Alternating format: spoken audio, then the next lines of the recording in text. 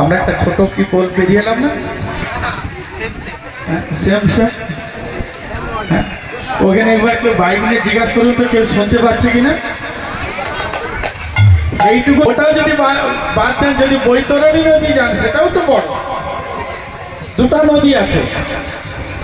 এই জড়জগৎ ত্যাগ করে দুটা নদী যাওয়ার রাস্তা আছে। একটা নদীর নাম কি?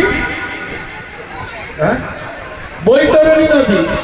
যারা ভগবানের নাম করে না তারা বৈতরণী নদীতে যাবে, আর যারা ভগবানের নাম করে কোন নদী যাবে বলুন সবাই? হ্যাঁ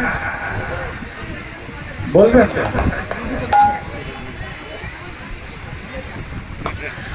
যে নদী অভিন্ন হচ্ছেন কালিন্দী এখানে, সেটা বেরোতে হবে। আবার বিরোধা নদী জানেন তো, বৈকুণ্ঠ আছে। এই তিন দিক আর সোজা যেতে হবে গোলক ধাম। তাই একবার উচ্চস্বরে বলুন, হরে কৃষ্ণ।